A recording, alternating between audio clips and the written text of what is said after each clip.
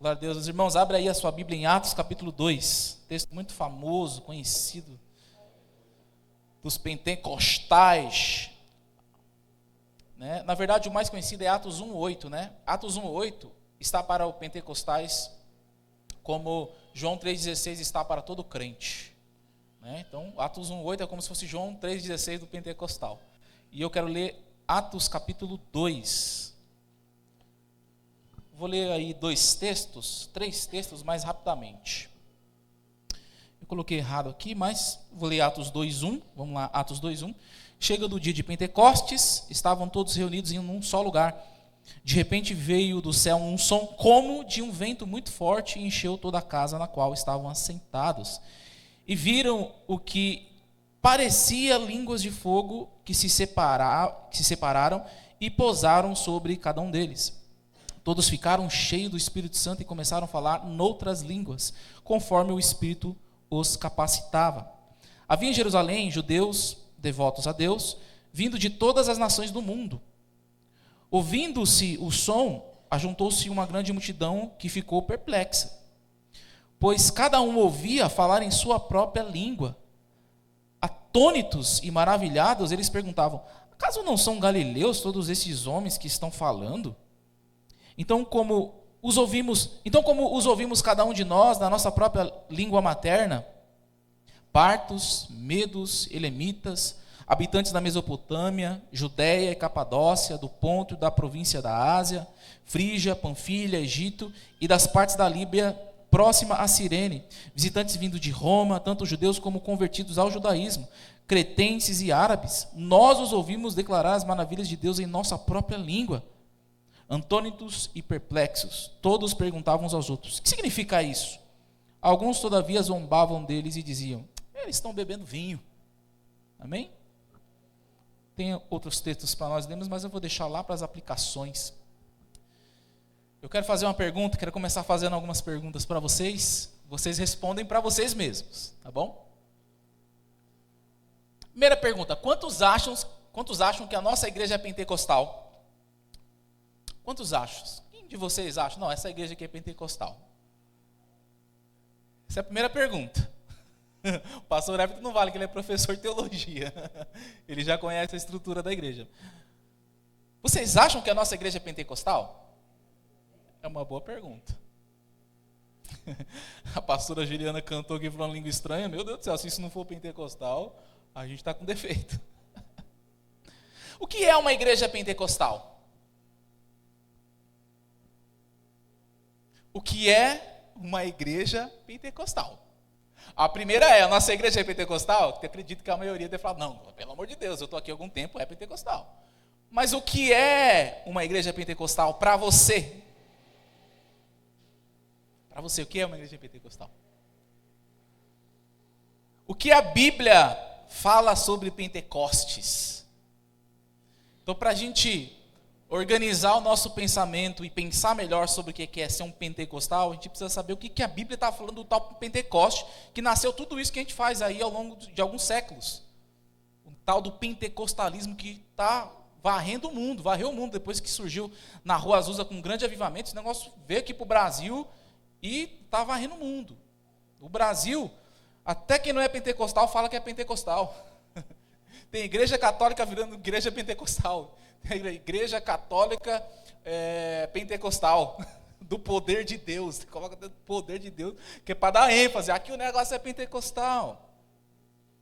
Hoje no calendário brasileiro, hoje, dia 19/5, é dia pentecostal. Dia de Pentecostes. Está no calendário. Você abriu o teu Google aí, coloca que dia é hoje no calendário brasileiro. Dia de Pentecostes. Engraçado, no Brasil tem um dia de Pentecostes. Mas por quê? Porque essa data começou a ser comemorada no quarto século depois de Cristo, lá por volta de 305, 325 mais ou menos.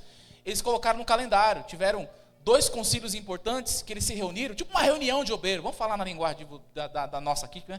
Tiveram uma reunião de obreiro e falaram: gente, discutiram várias coisas lá, e falaram: olha, tem que colocar no calendário também aí, coloca no calendário anual o dia de Pentecoste, a gente precisa comemorar o dia de Pentecoste. Então, eles começaram a comemorar. Quando o Brasil foi descoberto em 1500, amém? Vocês tá tranquilo até aqui? 1500, o Brasil foi descoberto. Pedro Álvares Cabral, né? A história conta isso, né? A história dos vencedores diz que Pedro Alves chegou aqui e conquistou e descobriu. Mas o mundo até então era a maioria católico. Então, quando os portugueses vêm aqui, vem padre, vem os jesuítas, vem um monte de coisa, porque eles também querem habitar o Brasil, mas querem trazer a cultura. E ser católico fazia parte da cultura. Você já nascia católico. Você não tinha opção, nascia católico. Então, chega aqui no Brasil, com essa data importante, dia 19/5, é comemorado, então, dia de Pentecostes. Entretanto, Pentecostes é mais antigo do que você pensa.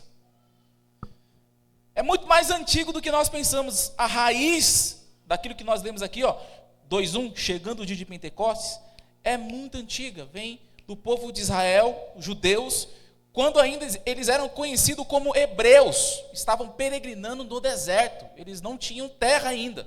E Deus havia dado uma ordem para Moisés para fazer algumas festas. E entre essas festas tinha o que é chamado aqui no Novo Testamento de Pentecostes. Mas por que falar de Pentecostes hoje? O que o pastor inventa de falar de Pentecostes num culto de domingo, culto da família? Por que é importante falar sobre Pentecostes hoje? Porque Pentecostes, meus irmãos, grava isso aí no teu bloco de notas, na tua Bíblia, risca aí, é a inauguração do poder de Deus na terra. É um poder sobrenatural que invade a terra de uma forma que nunca havia acontecido antes. Nunca tinha acontecido, da forma que aconteceu em Atos 2, em outro lugar da Bíblia, ou da história. O máximo que chegou perto foi Elias orando para cair fogo do céu. Mas foi fogo que caiu do céu e foi fogo de verdade. Aqui o texto fala de fogo, mas não era fogo. Viram o que parecia línguas de fogo. Então não tinha língua de fogo, porque o pessoal fala que tinha língua de fogo voando lá. Umas línguas assim, sabe? Você lê, você pensa que tinha um monte de língua de fogo passando na cabeça do pessoal. Não tinha isso. E olha, não. Aí às vezes a gente está num culto, a gente fala, não, o culto não foi bom hoje. Por quê? Porque não veio um vento forte, impetuoso. Mas peraí, aqui está dizendo que de repente veio do céu um som como de um vento. Não veio um vento dentro da onde os discípulos estavam. Não foi vento, irmão. Não teve vento. Aí tem aqueles cultos que a gente fala assim, não, porque o vento vai bater em você hoje. É uma linguagem que a gente usa. Não tem nada de errado em usar isso. Mas não significa que realmente vai vir um vento. Sabe que vento que deu aqui na igreja? Foi o que rasgou o banner, que a gente não conseguiu colocar até hoje, irmão. Vocês lembram do vento do ano passado? Rasgou o banner em 70 mil pedaços. Só sobrou um pedaço em cima da telha para a gente contar a história. Irmão, a gente tinha um banner gigante aqui. 15 mil reais, rasgou. Esse vento é de verdade. Mas por que é importante? Porque é a inauguração de um poder sobrenatural na nossa vida. Começou lá em Atos, lá com os primeiros discípulos, com os apóstolos, mas que perdura até hoje. Ou seja, nós cremos que aquilo que nós vivemos aqui já no início do culto, com a ministração da pastora Juliana, já é a manifestação do poder de Deus, já é o Espírito Santo trabalhando em nós. Você sabe por que você está aqui hoje? Porque o Espírito Santo te trouxe. A gente fala assim, não, eu tive vontade. Não, nem a sua vontade é sua. A Bíblia diz que tanto o querer como o efetuar é de Deus, é Deus que faz, o querer efetuar. Você pode imaginar que você desejou, mas não foi, porque o querer e o efetuar é o Senhor quem faz. Mas Ele faz através de quem? E como acontece isso? Através do Espírito Santo. Você não entende, é uma voz que você confunde com a sua, às vezes. Às vezes é audível, às vezes Deus é bom e deixa a gente ouvir, como eu estou falando com você. Mas às vezes parece que é você falando com você. E às vezes eu me pego brigando comigo mesmo.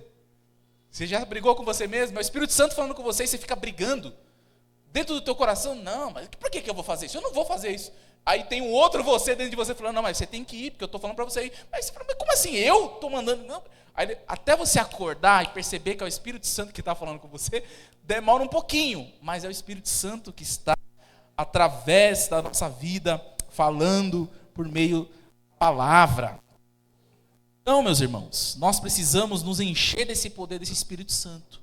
É por isso que eu vou falar sobre Pentecostes hoje. A importância de falar hoje é porque nós precisamos encher então desse Espírito Santo que um dia veio aqui e fez um estardalhaço para que todo mundo ouvisse, para que todo mundo visse, escutasse, para que a vontade de Deus seja realizada através de nossas vidas a uma multidão de perdidos. Porque Pentecostes também é isso. É a inauguração do poder de Deus através do Espírito Santo na vida do homem, da carne humana, para salvar aqueles que estão perdidos. Então, para ficar de fácil entendimento, eu separei em 3 partes a pregação hoje.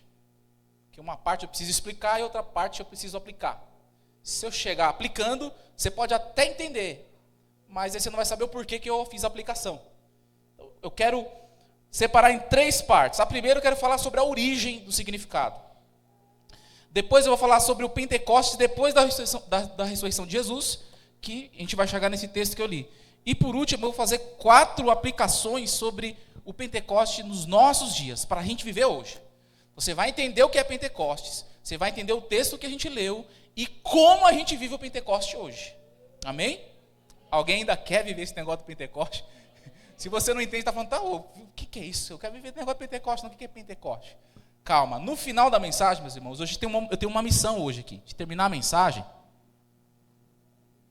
e orar com vocês, pedindo para que o Senhor possa nos encher com esse tal do Espírito Santo.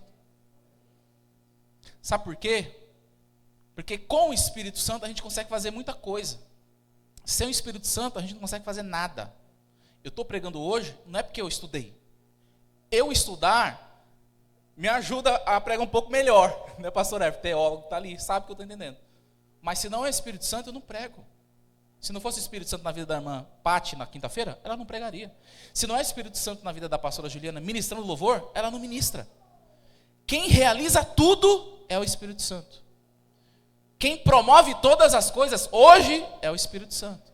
Então, para que nós possamos ser uma igreja relevante onde nós estamos plantados, nós precisamos ser cheios do Espírito Santo. Onde o Espírito Santo está, você pode até estar triste, mas a tristeza não te domina. Quem te domina é o Espírito Santo. Onde o Espírito Santo está, você pode até estar sem dinheiro, mas a falta de dinheiro não te domina. Quem te domina é o Espírito Santo. Quando o Espírito Santo age na nossa vida, tudo muda. Amém? Então vamos à origem. A origem, o significado desse nome Pentecostes. Primeiro, que a gente está lendo no Novo Testamento, o Novo Testamento foi escrito em grego. Olha só que legal. Eu não sei grego. Alguém sabe grego aqui? Eu sei ler algumas palavras em grego, porque eu jogo lá no Bible Hub. Jogo no site, aparece lá, eu consigo. Mas eu não sei, você sabe a palavra original aqui? Pentecosté. Eu falei aportuguesado, tá? Mas não é isso. O que significa essa palavra? Essa palavra significa 50º dia. 50º dia, 50 dias. Mas é isso que significa. Pentecostes, 50 dias, 50º dia. É uma palavra que estão usando no grego aqui, mas que vem de uma palavra hebraica chamada Shavuot. Shavuot. O que significa Shavuot? Shavuot é semanas. É isso que significa. Semanas. Caramba, então Pentecostes é uma palavra do grego, é uma palavra em grego para uma palavra no hebraico. É isso. É isso. O que está acontecendo aqui em Atos 2 é que eles estão prestes a comemorar uma festa chamada Shavuot, que o Lucas, que escreveu aqui Atos, falou, é Pentecoste, porque esse Shavuot era comemorado após 70 semanas da Páscoa. Ou seja, eles tinham a Páscoa, que você já conhece, não é a Páscoa do coelhinho, Páscoa original, que aconteceu lá quando eles estavam saindo do Egito, da escravidão, e depois Deus dá uma ordem, vocês vão fazer essa festa perpetuamente, de geração em geração, enfim. Depois de 7 semanas, depois de 49 dias, tinha que se comemorar essa festa, a festa de Shavuot.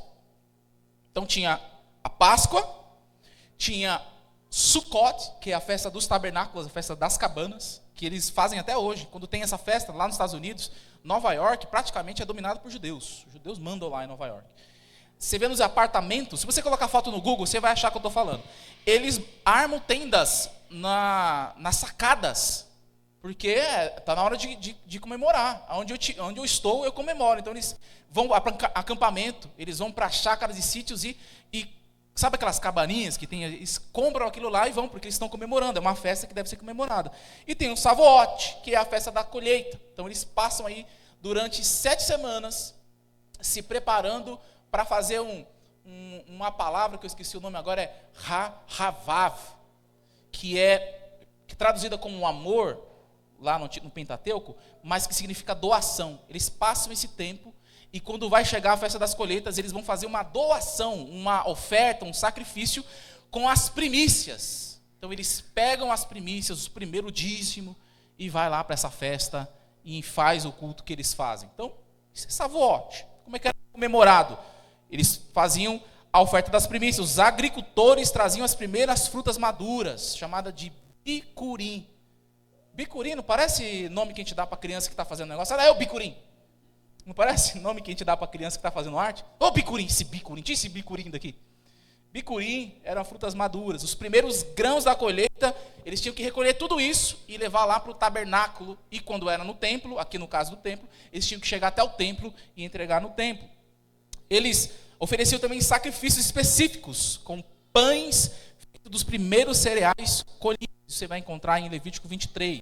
Não falei as referências, mas Êxodo 23, Êxodo 34, Levítico 23, Deuteronômio 16. Todos esses textos aqui, inclusive eu vou mandar lá no grupo da igreja para você ter guardado como estudo. Eles falam dessas festas. Como eles faziam? Oferta das primícias, sacrifícios e celebração comunitária. Era uma festa que juntava o povo, o pessoal ficava alegre. Festa da colheita, e aí, cadê os teus grãos? Pegou o teu, vamos todo mundo aqui, vamos fazer festa. Era um dia de muita festa, eles celebravam, eles ajuntavam a família, os levitas, os estrangeiros, os órfãos, as viúvas, como já tinha sido ordenado por Moisés, lá em Deuteronômio, capítulo 16. Mas no ano 70 depois de Cristo, o templo foi destruído. Então, como é que faz essa festa agora? Para que lugar que a gente leva as primícias? Para que lugar? A gente faz a colheita aqui e leva para que lugar? Não tem mais. Quando o templo é destruído, só sobram as sinagogas. Só que também na sinagoga não era um lugar para fazer isso. Sinagoga, você vai lá, chega lá um fariseu, um doutor, um escriba, um doutor da lei, ele abre, ele pega um pergaminho, ele abre lá na mesa, lê e explica o texto, e é isso. Sinagoga não é um local para você oferecer sacrifícios. E como que eles fazem hoje, então, essa festa do Shavuot, esse Pentecostes hoje? É com o estudo da Torá, dos 5 primeiros livros da Bíblia. Eles estudam, muitos judeus eles passam a noite inteira estudando os 5 primeiros livros da Bíblia. E tem um nome que eles dão que é Tikkun Leil Shavuot, que é uma reverência ao dom da Torá. Meu Deus, isso é importante. Imagina você, irmão, lendo a Bíblia o dia inteiro, a noite inteira, quer dizer. Alguém consegue? Alguém já passou a noite inteira lendo a Bíblia? Difícil, né? Se você começar lendo Levítico, você que está com insônia aí, pastor, tem noites que eu não consigo dormir. Vou te dar um conselho, abra Levíticos, capítulo 1, e comece a ler. Você vai dormir. Você vai ficar com sono e você vai dormir. Faça isso que eu já fiz, irmão. É teste científico, comprovado. Hoje, então, eles leem a Torá, eles fazem a leitura do livro de Ruth, porque está associado à época da colheita. Interessante, o livro de Ruth está associado à época da colheita. Então, coincide com Shavuot, com essa festa que é chamada de Pentecostes. E também de algumas festinhas que eles fazem com refeições, porque incluem laticínios, simbolizando a pureza e a doçura da Torá. Então, eles não fazem como antigamente, mas eles continuam fazendo. Isso é interessante do judeu ortodoxo, aquele original, o judeu crente, falando dessa forma, porque eles continuam fazendo. Não são todos que estão lá em Israel que são judeus. Quem nasce em Israel é um israelita hoje. Mas judeu é uma religião, é tipo crente. Então não são todos, mas eles continuam fazendo. Agora, eu quero passar para a segunda parte, que fala do depois da ressurreição de Jesus. Porque até Jesus estar vivo e morrer, é isso. Shavuot, Pentecoste. Pega tudo que você fez a Páscoa, beleza. Depois de 7 semanas, depois de 49 dias, no 50º, no dia 50, a gente vai lá fazer a festa das colheitas. Ei, vai todo mundo lá para Jerusalém. Vem todo mundo do mundo inteiro, para se reunir para fazer essa festa. Você viu o texto que eu li em Atos 2? Que a gente da Capadócia, de Roma, da Panfilha, da Frígia, porque via gente, judeus de todo o mundo lá para o templo, porque o templo aqui em Atos 2 ainda existia. Mas Jesus veio. Jesus chegou na terra. Como que funcionou com Jesus? Né? Então, capítulo 2, versículo 1 diz, chegando o dia de Pentecostes, ou seja, depois da Páscoa, você sabe que Jesus morreu na Páscoa, sim ou não? Morreu na Páscoa, ele acordou no domingo lá, ressuscitou. Depois da morte de Jesus, depois da Páscoa, passou 49 dias.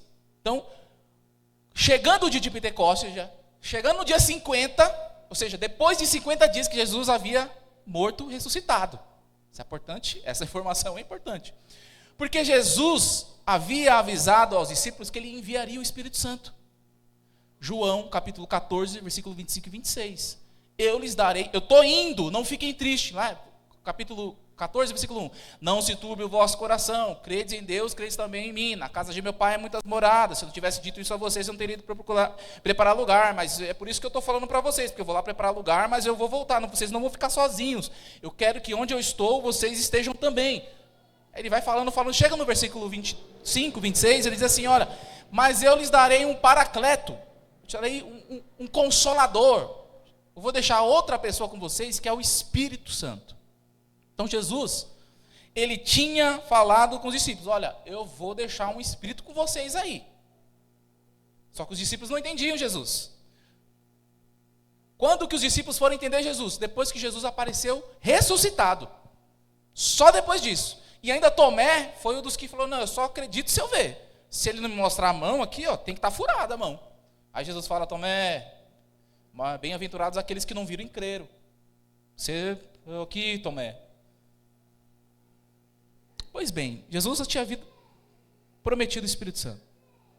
Outra coisa que Jesus faz em João, capítulo 20 ao 22, é que ele sopra o Espírito dos discípulos. Versículo, olha só, João 20, 21. 20 e 21 diz assim, ó, novamente Jesus disse, Pai seja com vocês, assim como o Pai me enviou, eu os envio. E com isso, soprou sobre eles e disse, recebam o Espírito Santo. Então, Jesus antecipa dizendo, vou enviar o Espírito Santo. Quando ele ressuscita, ele aparece para os discípulos, ele ultrapassa a parede e diz, tem a tradução que está escrito salve, né? Salve. O pessoal não gosta muito de falar isso, mas é isso que está escrito, é salve. O pessoal não gosta de falar, tá vendo? O pastor fica falando gíria no púlpito. Não, está escrito na Bíblia, irmão, salve. Jesus atravessa uma parede e fala, salve. Paz, irmãos. E ele fala para os discípulos, ele chega para os discípulos e fala assim, ó, recebam o Espírito Santo. É isso que acontece. Então Jesus avisa, ele sopra, e para completar, ele diz o seguinte, só que agora não aconteceu nada, ele só soprou. Ninguém ficou, aleluia, o Espírito Santo desceu aqui, gente. Discípulo, nada disso aconteceu.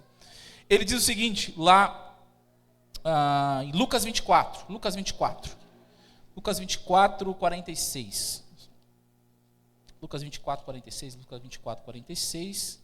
O que ele diz para os discípulos? 24, 46.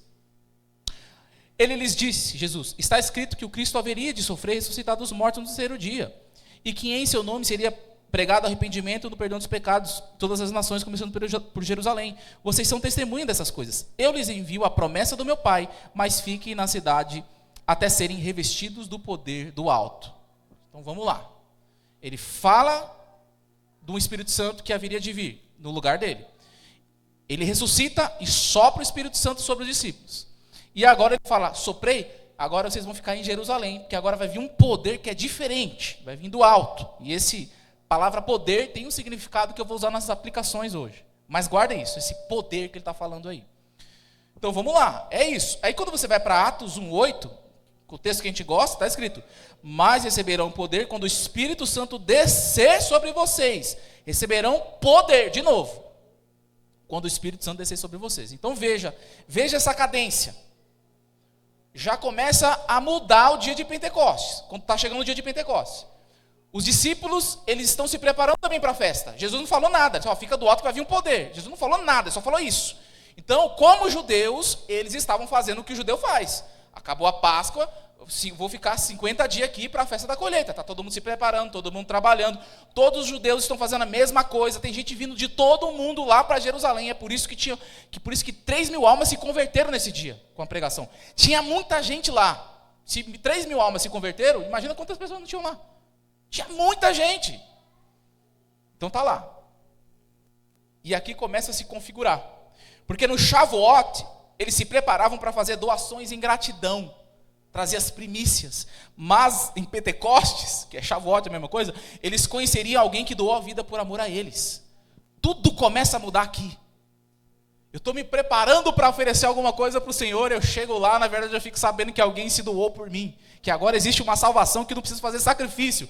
Olha que mensagem rica para os judeus daquela época. No Shavuot, eles comemoravam a colheita deles e entregavam as colheitas. No Pentecoste, Deus estava colhendo vidas para a eternidade. Eles estavam indo lá, pastor Everton, para serem colhidos. E houve uma grande colheita. Irmãos, olha que coisa interessante. Era a festa das colheitas e Deus estava colhendo muitas almas. E essa colheita continua até os nossos dias, não acabou. Mas, agora sim eu quero aplicar 4 aplicações sobre o Pentecostes para os nossos dias de hoje. Porque eu acredito que você já está sabendo o que é Pentecostes. Porque na nossa cultura, Pentecostes, o que é ser pentecostal? Pentecostal é rodopiar, falar língua estranha. Também é uma evidência. Falar língua estranha é uma evidência. O pentecostal crê que, né, você é batizado do Espírito Santo, a evidência é quando você fala língua estranha. Tudo bem, eu também creio. Eu sou pentecostal, mas sou batizado do Espírito Santo. Fique em paz. A gente crê tudo nisso. Mas há um negócio chamado neopentecostal. E é esse que queima a gente que está fazendo certo. Eu não vou falar sobre a teologia do neopentecostal, porque eles não têm. Quem fala sobre teologia neopentecostal somos os que estudam. E eles vão lá e escrevem o livro, Teologia Neopentecostal. Mas o neopentecostal ele não escreve, porque ele não estuda. Eles não são teólogos. Me cita aí um teólogo neopentecostal, pastor Everton, eu não conheço. Mas, o que acontece? Só um exemplo para você ver. Como eu sei que uma igreja é neopentecostal? Quando objetos têm poder. Quando objetos tiverem poder dentro de um culto, essa igreja é neopentecostal. Então não tem nada a ver com a gente, não tem nada a ver com a Bíblia, não tem nada a ver com a gente. Esse é um dos sinais. O poder está. Quem tocar nesse negócio aqui será curado. Teve um vídeo de um coach, que é um pastor coach, que ele pegou um jarro assim com um líquido azul, não sei se vocês viram.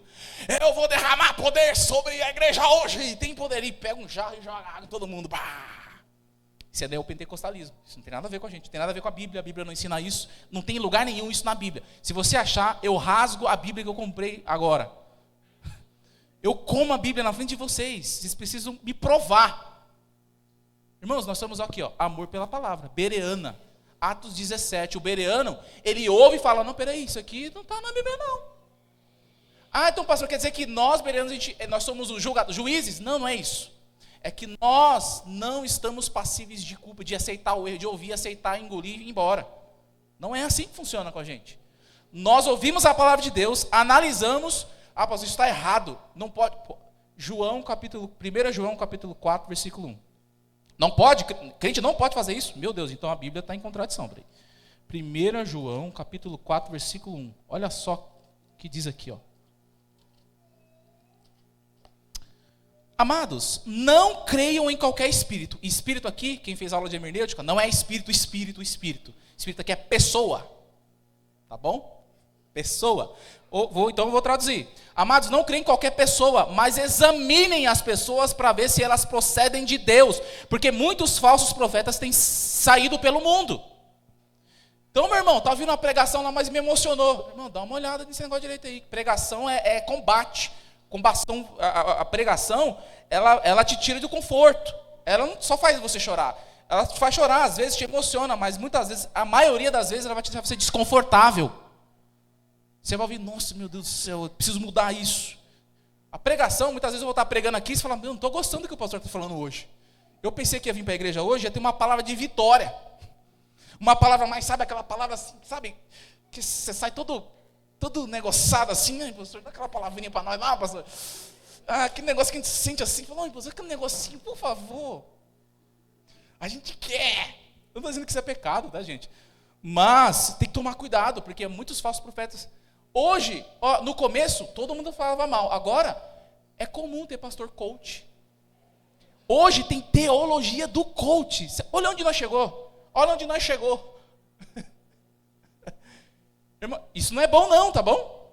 Isso é ruim para nós que estamos pregando o evangelho de Cristo. Porque as pessoas vêm para a nossa igreja e acham que a gente é igual o pastor lá da internet. Que promete bênção, que promete dinheiro, que promete riqueza. Vem para cá que eu vou te ensinar a riqueza. Palhaçada é essa, isso não tem na Bíblia não. Não, porque Provérbios, Salomão era rico, milionário. Jesus tinha uma casa, Jesus era rico, tinha uma casa na praia. Aonde? Meu Deus. Irmão, você acha que se Deus quisesse que a gente soubesse disso, e se fosse importante, Ele não teria escrito? Ele não teria inspirado os escritores da Bíblia a falarem disso? Por que Ele não falou? Porque não é essa a importância de Deus sobre a nossa vida, é a salvação da nossa alma.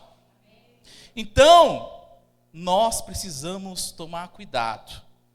Ser pentecostal é diferente.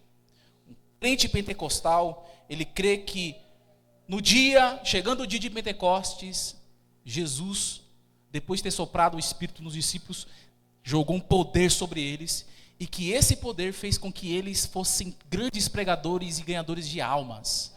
Então, ser pentecostal é crer que o Espírito Santo age hoje para que eu ganhe almas para Jesus. É isso. É o resumo. Mas, você precisa aplicar alguma coisa aqui. Falei, mas eu quero fazer 4 aplicações do porquê você que está aqui hoje, precisa se encher do Espírito Santo. Tá bom? Não são todas as pessoas, irmãos, que vão ter vazão do Espírito Santo, que vão ter um fervor, como alguns irmãos têm, algumas irmãs têm. Não são todas as pessoas que têm uma vazão. O que é isso que eu estou falando? Nem todas as pessoas vão pular com o Espírito Santo. Nem todas as pessoas vão gritar cheios do Espírito Santo. Mas tem que ser cheio do Espírito Santo. Não fique tímido ou preocupado se você vem para um culto e de repente você não consegue se mover direito. Você fica meio preocupado. Poxa, caramba, está todo mundo lá, mas eu estou só aqui assim, ó, balançando. Irmão, está cheio do Espírito Santo? Balança aí, irmão. Não tem problema não.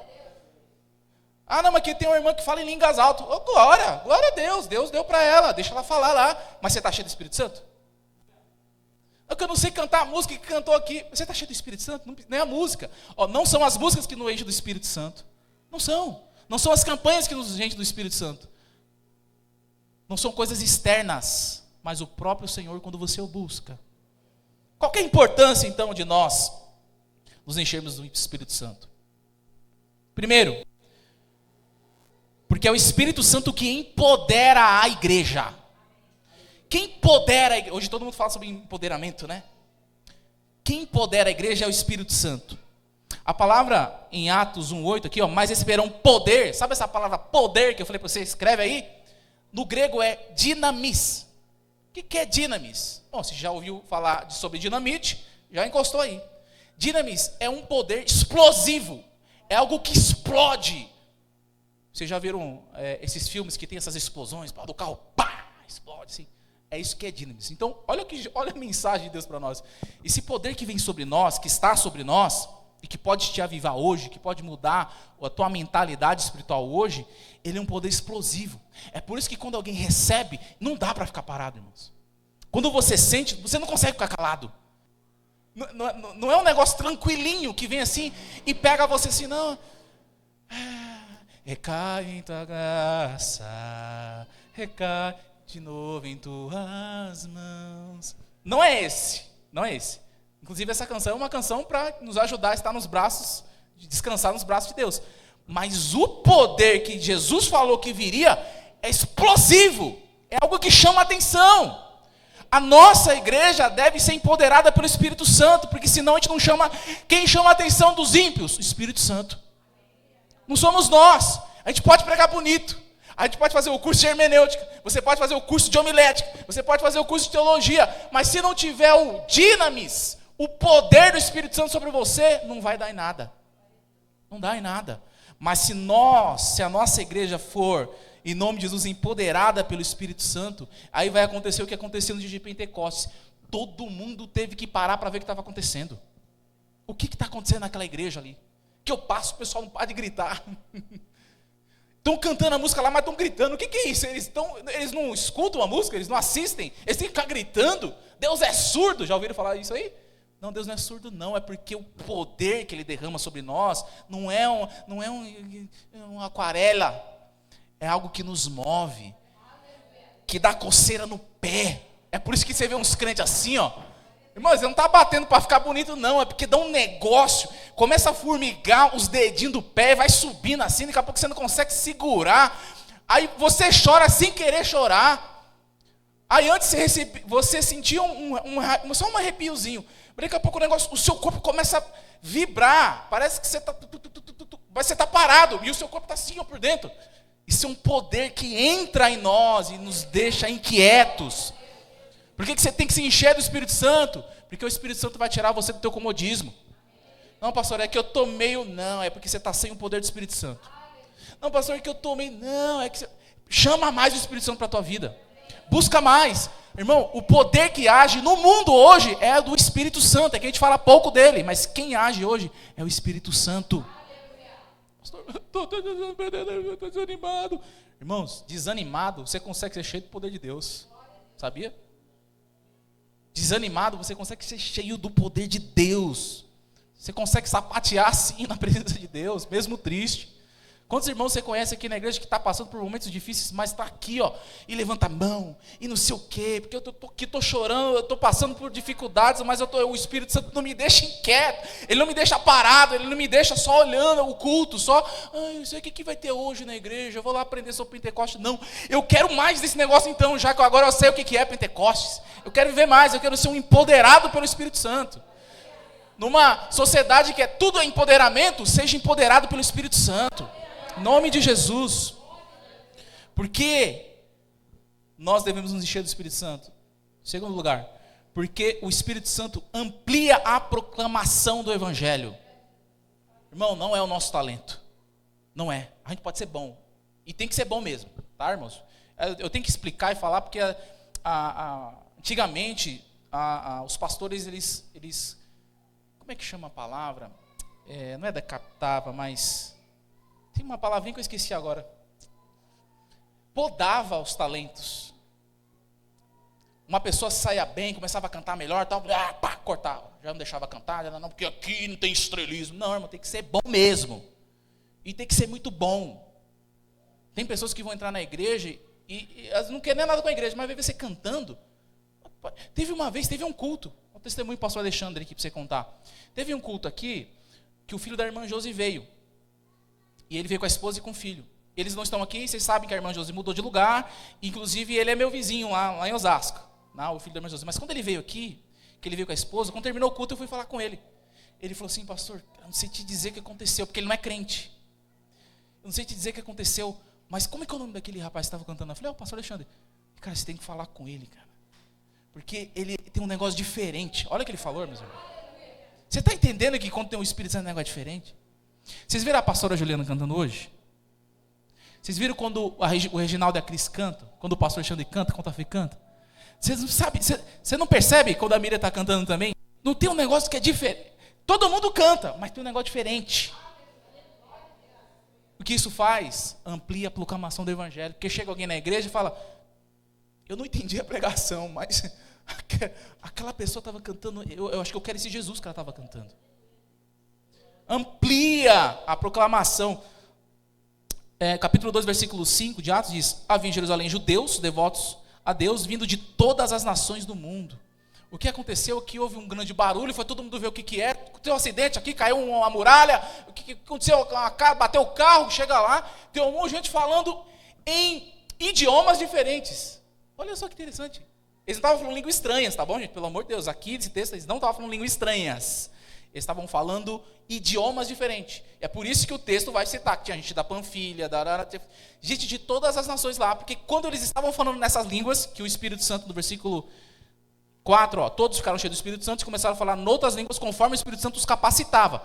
Eles estavam falando porque o Espírito Santo estava deixando, porque tinha uma missão ali, meus irmãos, salvação. Era a hora da colheita de Deus ali. Então aqueles que estavam lá, que falavam latim, que falavam aramaico também falava, o árabe, que falava a língua egípcia, eles estavam lá, aí um falou assim, mas peraí, ele está falando comigo, ele está falando um negócio de Deus lá. Mas peraí, aí o outro, peraí, só para você entender a confusão, imagine um culto que está todo mundo falando língua estranha, você não entende nada mesmo. Então imagina eles que estão lá, ele sabe que é um judeu, que mora lá, é um galileus. Eles dizem aqui, como é que esses galileus aí? O Galileu é pobre, irmão. Galileu é pobre. Esse pobre, sem instrução nenhuma, sem estudo, está falando um idioma que eu falo desde quando eu nasci. Só que ele ouve isso e ouve os outros falando em outros idiomas. E aí os outros falam, mas você está ouvindo? O que está acontecendo aqui, gente? Meu Deus do céu. O que está acontecendo aqui? É Deus ampliando a proclamação do Evangelho. Agora não tem desculpa, todas as nações conhecerão o nosso Senhor. As línguas que eles falaram eram idiomas, mas para dar uma clareada na sua mente, porque fala, mas a língua estranha fica onde? Há 3 tipos de línguas que nós falamos. A primeira é de si mesmo com Deus. 1 Coríntios 14:4 diz, quem fala em línguas edifica-se a si mesmo. Então, qual que é a importância de você falar em línguas? Porque você se edifica a si mesmo. Você fala com Deus em línguas, só você e Deus entende. Então, não espere um culto mais fervoroso para falar em línguas. Fale, irmão, acordou? Fala em línguas. Está dirigindo? Fala em línguas. Mas é que eu não estou sentindo. Mas falar em línguas não é sentir. O poder vem, a gente não pega ele. Você vai falando, irmão, vai falando. Vai orando, mistura com língua estranha, vai falando, é isso aí, vai falando. Porque você edifica a si mesmo. E olha, a gente está vivendo um tempo que a gente precisa ser edificado, meus irmãos. Então, aí mais uma ferramenta para você ser edificado. Além de ouvir louvores que exaltam o Senhor, além de ouvir pregações que exaltam o Senhor e falam de Jesus, orem em línguas. Você foi batizado com o Espírito Santo, irmão? Não espere nada especial para falar em línguas, não. Não existe isso. Não existe um estudo. Não existe um versículo na Bíblia. Esperem algo acontecer para... Não, fala. Hoje, no final do culto, é o dia de você falar. Fala hoje. Mas existe também uma outra forma que é de Deus para a igreja. Em 1 Coríntios 14, 13, 19, Paulo está falando lá sobre os dons e tal. Ele fala assim, olha, se eu for falar em línguas, se for falar, pegar o microfone lá e falar em línguas, tem que ter alguém para interpretar.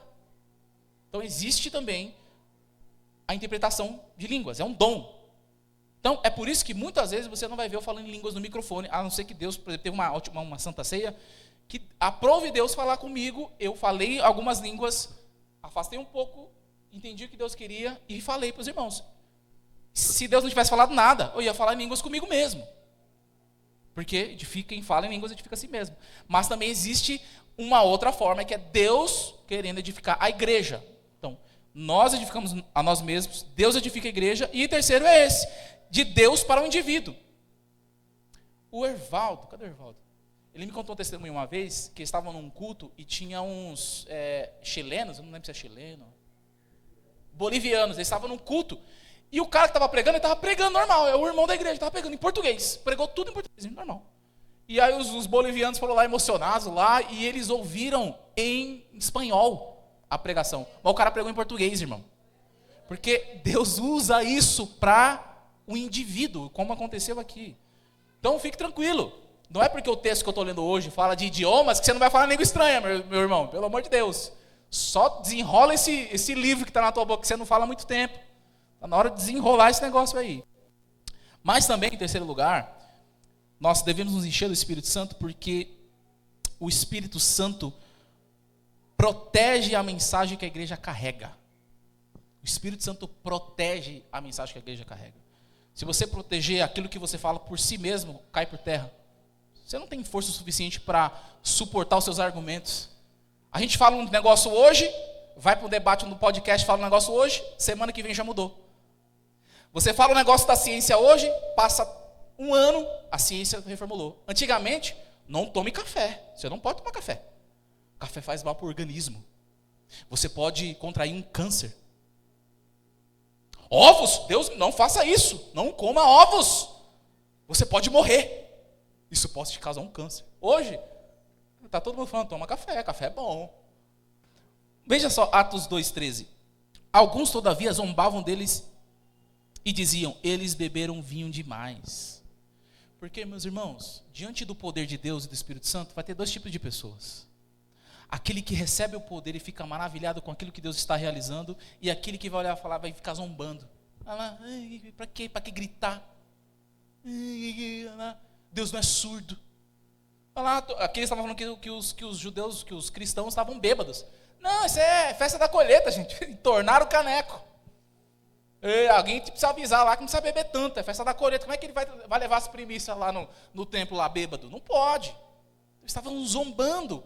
Só que é uma zombaria com entendimento. É por isso que ninguém é desculpável diante de Deus. Porque eles estavam vivenciando, eles estavam ouvindo na própria língua as maravilhas de Deus. Indesculpáveis. Mas, o que o Espírito Santo faz, ele protege. No momento que houve a zombaria, que começou o falatório, olha lá, vem, João, vem. Os caras tudo bêbado aqui. E o povo cheio do poder de Deus. Gente chorando e falando língua. Não, gente, chama a Maria lá, chama lá. José, chama os meninos para ver. Olha lá, filho, ó. Nunca faça isso, ó. Tá vendo? Bebê, ó. Segue o exemplo do papai, ó. Um monte de gente bêbada aí, ó. Não liga não, meu filho. Não, papai, mas tá estranho. Não, liga não. Vem cá, gente. Imagina. Eles começaram a zombar. Sabe quando você passa no frente de um bar, tá todo mundo bêbado? Aí você passa e fala... Eu faço isso às vezes, porque eu também vivia no bar, aí às vezes estava todo mundo doidão lá, passava por aí, às vezes eu passo no bar, a igreja tá boa aí, hein? Quem anda comigo, pega a carona, sabe quando eu passo na frente do bar e falo, essa igreja tá cheia hoje aí. Quem tem que profetizar, né? Essa igreja tá cheia hoje aí. Zombando e zombava. Mas se você ler capítulo 2, versículo 16, então Pedro levantou-se com os 11 em alta voz, dirigiu-se à multidão. Aí ele começou a pregar. Porque o Espírito Santo, ele protege a mensagem que nós carregamos. Pode zombar, pode ir lá nos comentários do Instagram falar mal, pode ir lá no YouTube falar mal, pode vir aqui na igreja tocar tomate, pode falar mal da igreja, a igreja da parede preta, a igreja não sei o quê, pode falar o que quiser, meu irmão. Nós continuamos pregando o evangelho. A parede pode ser branca, azul, preta. Teve até um negócio desses aí na internet esses dias, né? Da parede preta. Meu Deus, mas que discussão fútil. Não é? Para quê? Olha a perca de foco do pessoal. O pessoal cheio da grana, cheio do dinheiro e discutindo a cor da parede, irmãos. Joga a tinta aqui. Estou quase pedindo para a Nicole pintar um negócio aqui, essa parede aqui. Não tem nada a ver com corpos, irmãos. O Espírito Santo não está aqui para proteger a iluminação da igreja, não, irmãos. O Espírito Santo não está aqui hoje para proteger o meu celular, que está aqui me informando a hora da pregação. Ele não está aqui para proteger a parede, ele está aqui para proteger a mensagem. É por isso que você deve se encorajar e se encher do Espírito Santo, porque não é com você não, irmão. É através de você. É através de você. Há muitas pessoas que elas são relutantes. Não quero fazer porque eu não levo jeito. Eu não quero fazer porque eu não falo bem. Eu não me sinto à vontade porque eu não tenho tanto talento. Mas nunca é sobre você, meu irmão. Quem te ensinou isso deve ter sido um coach que você ouviu na internet, porque isso não tem na Bíblia. Não é você, é um poder, uma explosão que entra em você e você faz, rapaz, quando você vai ver, você está fazendo já. Irmão, quando eu fui ver, eu estava pastorando na igreja. Não foi um negócio que eu desenhei assim, agora eu vou fazer o curso. Agora eu vou... Não foi, irmão. Quando eu fui ver, eu estava aqui na inauguração, aqui na frente com... Vai lá falar com a igreja, pastor. Vai lá, sua vez, falar com a igreja lá. Eu estava aqui, irmãos, glória a Deus. O sonho arregalado aqui, dia 1º de fevereiro de 2020. E quando acabou, eu falei, e agora? Começou, né? Aí quando eu cheguei em casa, eu falei, caramba, eu não fiz nada. Irmão, não doeu. Porque não foi eu quem fiz. Foi o Espírito Santo. Irmãos, quando você se enche do Espírito Santo, ele amplia, ele te leva. Mas eu não sei, Deus me chamou para pregar o evangelho na Bolívia. Estou com medo, porque eu não sei falar a língua. Irmão, se Deus chamou, você vai falar a língua lá, irmão. Você vai falar em português, o cara vai entender espanhol. Tem gente que vai para fazer missão e em uma semana aprende o idioma. Como você explica? Em uma semana a pessoa aprendeu o idioma nativo. Como? Espírito Santo, ele amplia a proclamação. E último lugar, que eu deixei por último para ser importante, mais importante. Por que nós devemos nos encher do Espírito Santo? É porque o Espírito Santo fortalece o nosso discipulado. Ou seja, em outras palavras, quem nos faz ser crente bom é o Espírito Santo. Porque quem nos mantém de pé é o Espírito Santo. Depois de toda essa muvuca aqui, língua para lá e para cá, idioma e não sei o quê. Aí Pedro se levanta, irmãos galileus, que vocês estão vendo aqui, foi profetizado. Vocês lembram do profeta Joel? O profeta Joel profetizou que Deus derramaria o Espírito dele sobre todas as línguas. E ele começou a pregar: arrependei-vos. Porque eles começam a perguntar: e agora, é verdade, o que a gente tem que fazer? Arrependei-vos, se arrependam agora. Aquele Jesus que vocês mataram, que vocês crucificaram, ele ressuscitou, ele está vivo. E começou a pregar o evangelho. Aí no versículo 42, acabou o culto deles lá, versículo 42. Eles se identificavam ao ensino dos apóstolos, à comunhão, a partir do pão e as orações. Todos estavam cheios de temor. Muitas maravilhas e sinais eram feitos pelos apóstolos. Os que criam mantinham-se unidos e tinham tudo em comum, vendendo as suas propriedades e bens, distribuíam toda conforme a sua necessidade. Todos os dias continuavam reunindo-se no pátio do templo, partiam pão em suas casas juntos, participavam das refeições com alegria e sinceridade do coração, louvando a Deus e tendo simpatia de todo o povo. E o Senhor lhes acrescentava diariamente os que haviam salvo. Meu Deus, isso aqui é muito importante, irmãos. Porque depois de um grande poder, depois de um grande dinamite na cabeça de cada crente que estava lá, isso resvala. A gente não se enche do poder de Deus só para ficar bonito para a gente, só para falar língua estranha, só para a gente ficar bonito. Não, hoje o culto, hoje, a gente tem esse negócio, né? Não, hoje foi bom. Porque às vezes o culto é tipo um cardápio. Hoje está bom, hoje não está bom, esse prato está bom, esse prato não é gostoso. Porque a gente é assim, a gente é crente ruim. A gente tem que ser crente bom. Crente bom, todo culto é bom. Não importa quem está pregando, foi bom, Deus falou comigo. Irmãos, eu gosto de sentar e ouvir os irmãos pregando, vocês sabem disso, por isso que quinta-feira faz tempo que eu não prego. Que eu gosto de sentar e ouvir. Eu quero ouvir Deus falando comigo, porque os irmãos, Deus usa, o Espírito Santo usa todos vocês. Agora veja, o poder não pode parar só na manifestação. Só fui cheio do Espírito Santo hoje, glória a Deus. Se você for cheio do Espírito Santo, se você é cheio do Espírito Santo, isso tem que entrar na tua rotina, tem que fazer parte do teu linguajar, tem que fazer parte das suas contas, tem que fazer parte das discussões. Se você é um crente cheio do Espírito Santo, você não vai ser igual a irmã que eu dei um exemplo aqui para vocês, que ela falou: não, pastor, eu sou uma crente exemplar. Eu falei: irmã, é? Não, assim, Virgem Maria que nada. Maria Guadalupe? Não, assim, eu sou crente, eu oro, eu jejuo, eu pratico boas obras, eu vou à igreja todos os cultos. Mas se pisar no meu calo, eu entendi. Eu falei: irmã, já entendi. Você está dizendo para mim que você não é crente, é isso que você acabou de falar para mim. Porque como é que você prova que você é cheio do Espírito Santo, a não ser quando você está passando por uma dificuldade e você continua de pé? Como é que você prova que você está cheio do Espírito Santo, a não ser quando você está sem dinheiro e você fica firme com Jesus? Porque é isso que é estar cheio do Espírito Santo. Eu passo por qualquer coisa nessa vida, mas eu continuo de pé. Porque quem me mantém de pé é o Espírito Santo. Olha como fortalece, o Espírito Santo nos ajuda a ser crente, ele nos ajuda e fortalece o nosso discipulado. Se dedicavam ao ensino dos apóstolos, olha, crente cheio do Espírito Santo, senta para aprender, igual vocês estão fazendo hoje. Hoje vocês estão aprendendo sobre o que é Pentecostes. Senta, não, mas eu queria ver uma palavra assim que, sabe, pastor, eu sei, mas olha, Deus está falando com você. Ele está te colocando num eixo aí, está te ajudando a ser um crente melhor. Meu Deus, os que criam mantinham-se unidos e tinham tudo em comum. Ninguém, eu ganho mais. Eu ganho 6.000, eu ganho 7, eu ganho 3. Você pode ver, irmão, desde o início dessa igreja, eu falei com a minha esposa, coloquei algo no meu coração, que eu tinha visto em outros lugares, e eu falei: nunca vou fazer isso na minha vida. Que é dar atenção para quem tem mais dinheiro na igreja. Vocês nunca vão fazer isso na vida, não importa, eu não quero nem saber quanto você ganha, meu irmão. Não adianta você falar: meu pastor, eu ganho 10 mil reais, o problema é seu. Você tem que dar 1.000 de dízimo, então. Se vem falar comigo, eu já vou logo te escalonar. Que bom, seu dízimo vai ajudar a igreja, né, irmão? Você falar para mim quanto você ganha, falar: que bênção, né? Porque, meu irmão, nosso tratamento não tem que ser com um mora no apartamento, outro mora em casa, outro mora na favela, outro mora no condomínio fechado. Irmãos, quem é cheio do Espírito Santo tem tudo em comum.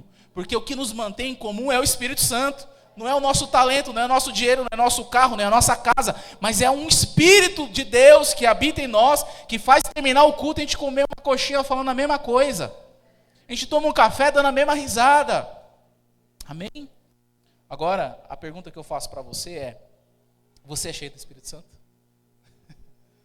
Você é um crente pentecostal? Será que você sai daqui hoje convicto? Não, eu sou um crente pentecostal, de verdade. O que é ser pentecostal nos nossos dias, meus irmãos? Será que você vai fazer um post sobre isso? É crer que o Espírito Santo desceu na terra um dia, chegando o dia de Pentecostes, e de uma forma sobrenatural mudou a nossa história. Essa igreja existe porque alguém cheio do Espírito Santo abriu a igreja. Aí falou para outra pessoa cheia do Espírito Santo vir cuidar, que sou eu. Que está falando com você para ser cheio do Espírito Santo também, que Deus quer usar você. Mas não para só no entendimento e esclarecimento. Agora eu sei que é Shavuot, vai até sair, chegando o dia de Shavuot, vai até mudar aqui o texto, que aprendeu. Mas não é só no entendimento e esclarecimento do que significa Pentecostes, mas na importância de todos nós hoje sermos cheios do Espírito Santo.